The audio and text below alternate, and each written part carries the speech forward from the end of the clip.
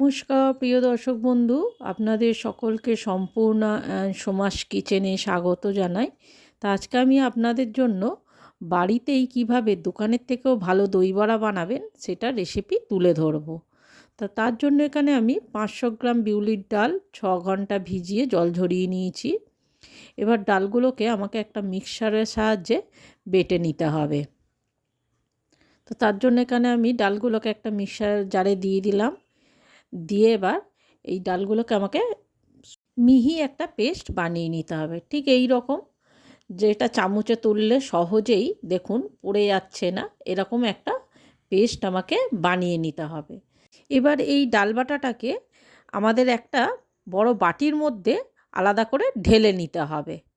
সমস্ত ডাল যখন এইভাবে ঢালা হয়ে যাবে, এবার বাকি ডালগুলোকেও সেই একইভাবে মিক্সারে বেটে নিয়ে এবার এই ডালটাকেও আমাদের ওই একই জায়গার মধ্যে সমস্ত ডাল ঢেলে নিলাম।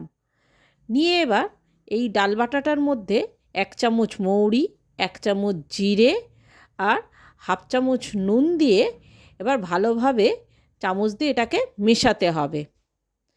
প্রথমে এটাকে আমি চামচ দিয়ে ভালোভাবে মিশিয়ে নিলাম।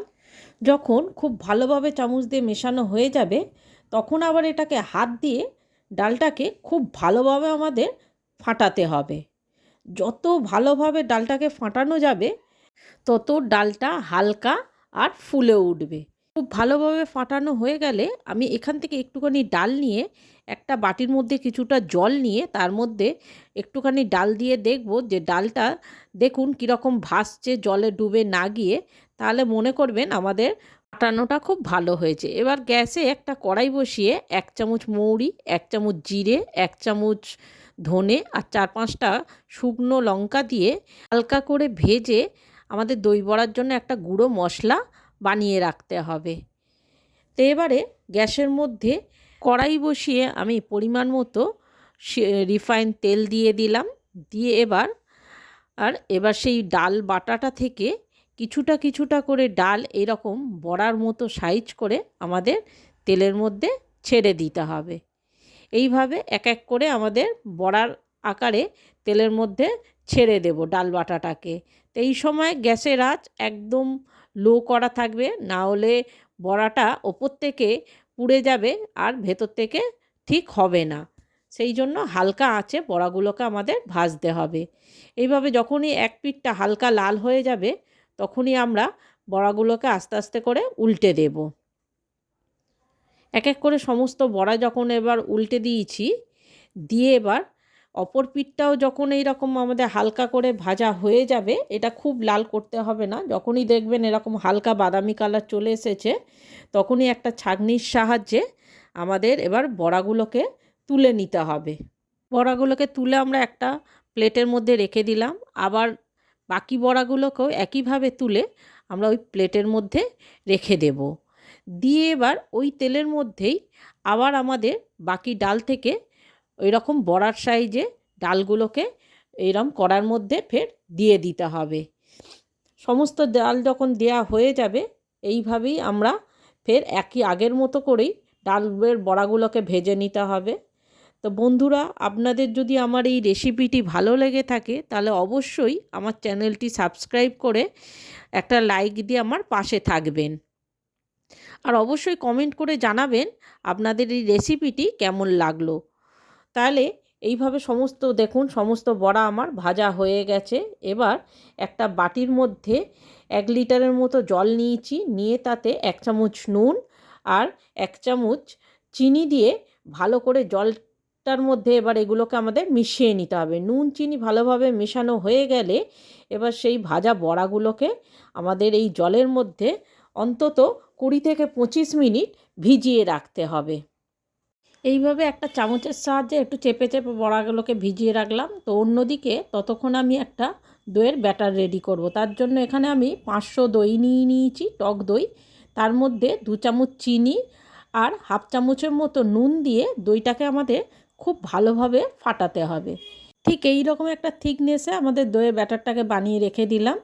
এবার অন্যদিকে সেই জলে ভিজানো বড়াগুলোকে আমাদের এইভাবে হাত দিয়ে চেপে চেপে এক একটা করে সমস্ত বড়াকে থেকে জল বার করে একটা প্লেটের মধ্যে রেখে দেব।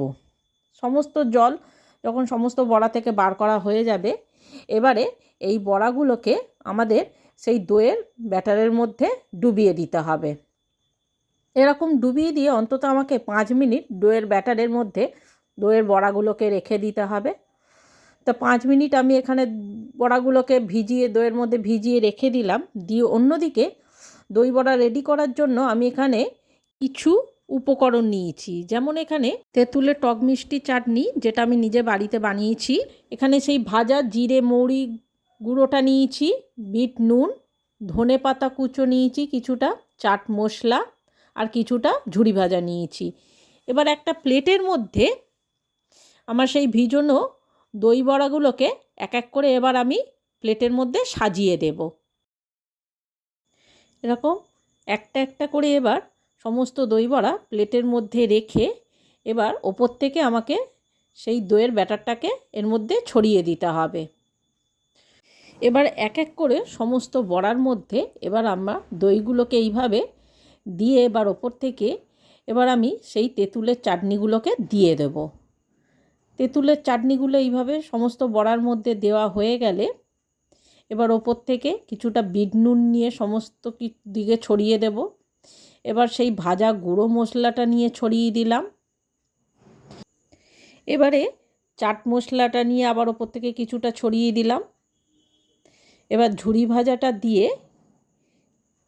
এবার আমাদের লাস্ট ধনে পাতাগুলোকে ওপর থেকে ছড়িয়ে দিতে হবে। তো দেখতেই পেলেন কত সহজে দোকানের মতো দই বড়া আমরা বাড়িতেই বানিয়ে ফেললাম। এটা যেমন দেখতে লোভনীয় হয়েছে, তেমন এর টেস্টটাও কিন্তু দোকানের থেকে কয়েক গুণ বেশি হয়ে থাকে। তো দেখতেই পাচ্ছেন কত সহজে বানিয়ে ফেললাম। তো একটা দই বড়া আপনাদের কেটে দেখাচ্ছি, দেখুন যে কতটা নরম আর স্পঞ্জি হয়ে থাকে। দেখুন ভেতর থেকে দই বড়াটা কতটা নরম হয়েছে। এটা যেমন নরম হয়ে থাকে তেমন খেতেও কিন্তু দুর্দান্ত স্বাদের লাগে। তা আপনারাও অবশ্য বাড়িতে বানিয়ে সকলের মন জিতে নিন।